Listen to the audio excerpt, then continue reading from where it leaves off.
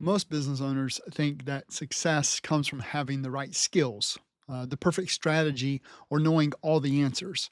You've probably spent thousands of dollars on courses or certifications and or training, but what no one tells you is that the most successful business owners that I know aren't usually the smartest people in the room.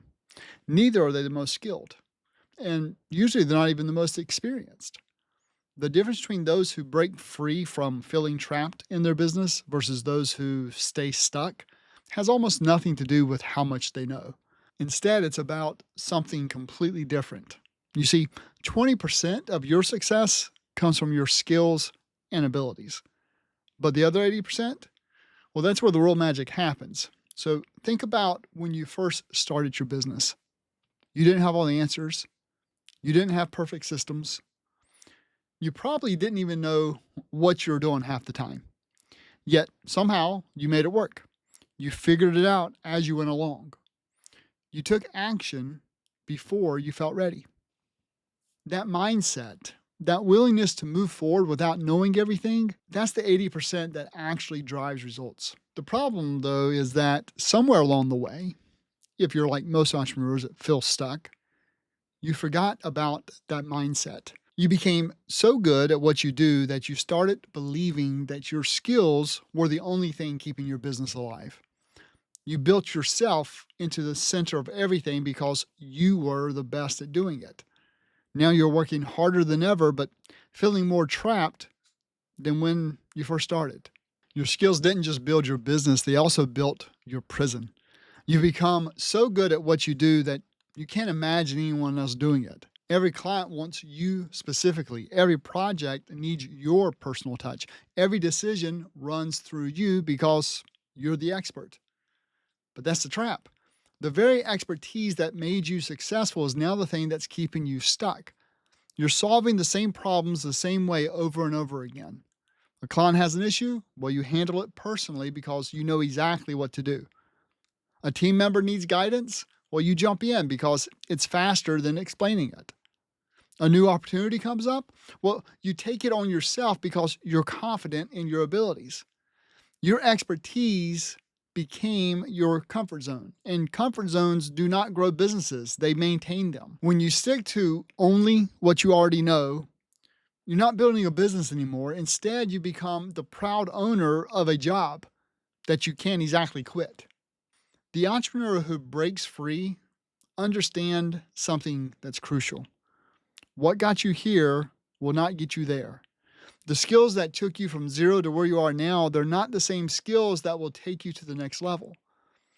But instead of learning new approaches, most business owners, they just double down on what they already are good at. They work harder instead of working differently. And this is why so many talented, skilled business owners feel trapped. They're trying to use yesterday's solutions for tomorrow's challenges. So, what is that mysterious 80% that actually drives success? It's not another certification, it's not a new strategy, it's not even having the right connections. The 80% is your willingness to look stupid while learning something new. Most business owners are terrified of not being the expert in the room. You spent years building your reputation as someone who has all the answers. The thought of admitting you don't know something feels like it would destroy your business. But the most successful entrepreneurs I know are comfortable being beginners again. They ask questions that might seem basic. They try things they've never done before. They're willing to fail in front of people because they know that's how you actually learn. I remember being in a room in a mastermind, paid a lot of money to be in that room, but not as much money as some. I know there's at least 4 people in that room that paid $1 million to be in that room. Some other things as well, but they were in that room, had paid $1 million, and they asked questions, and I was like, I know the answer to those questions. But here's the thing. They were not afraid to ask those questions, and that's why they paid $1 million. They had $1 million to spend to even learn more. So don't be afraid to ask questions that you don't know the answer to. The second part of that 80% is having the courage to delegate what you're best at. And it sounds backwards, I know. Why would you give away the thing that makes you the most valuable? Because keeping it makes you the bottleneck. Every time someone needs that skill, they have to wait on you. Every project gets delayed because you're the only one who can do it right. Now, if you've not done any delegation before, then you can start with delegating what you don't like doing and what you aren't good at. But if you're already doing that, then definitely the biggest thing to do is to delegate what you're really great at. Now, I had a really hard time delegating what I was best at until I was slapped in the face with AI. Here I spent 3 decades becoming one of the best architects and software developers, and all of a sudden, I saw that just within a couple of years, AI would be able to do the vast majority of my unique skill set. And this is about 2 years ago. And some things happened faster than I thought, and other things happened slower. Regardless, it was a wake up call to me that I was going to have to change my business. And it was a prime reason why I started this channel last year and why I wrote my book, Work Smarter, Think Harder, The Entrepreneur's Guide to Doubling Your Revenue Working Half the Time. It's also why I run the Work Smarter Challenge. But that first year, I learned to love to delegate what I was best at to AI. Now, not only do I get AI to do a lot of my software development tasks, I use it to help me create other assets and help me run 2 other businesses. Now, the third piece of that 80% is persistence to fail forward instead of staying safe. So safe keeps you exactly where you are. Safe means doing what you've always done, but safe doesn't actually build the business that you want. It builds the business that you're stuck in. Now, here's how you actually activate this attitude of success in your business, this 80%. You've already done it once. You did it when you started your business. You didn't wait until you felt completely ready. You didn't have a perfect plan. You just started. You figured out the problems as they came up. And that's the first part of activating your success attitude. You start before you're ready. Stop waiting on the perfect moment, the perfect knowledge, or the perfect circumstances. You need to remember the entrepreneur mindset you had when you began, because that willingness to jump in and figure it out is what you need right now. Most stuck business owners feel like they would need to spend months researching, planning, and preparing for the changes they want to make. But they know they don't have any bandwidth to spare, much less months to research and plan and prepare. But unfortunately, while they're staying stuck, their competitors are already 3 steps ahead because they had the right attitude and actually started to adapt even though they didn't have all the answers. Now, the second way to activate this attitude of success is to focus on outcomes instead of your comfort zone. Right now, you're probably making decisions based off what feels familiar, what you know how to do, what won't make you look foolish.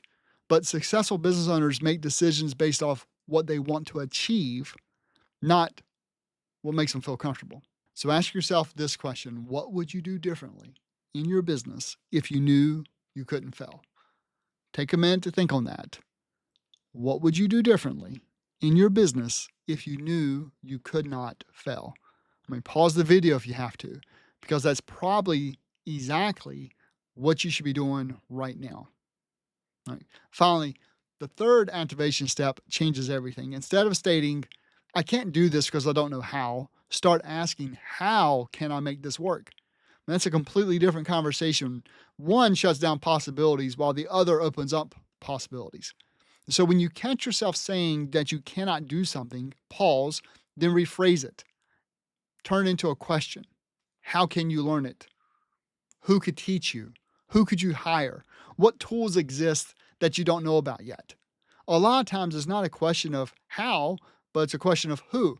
Who is the best person to accomplish what you're after? Who knows? It may even be a what, as in what tool or AI or automation can I use that will help make this work?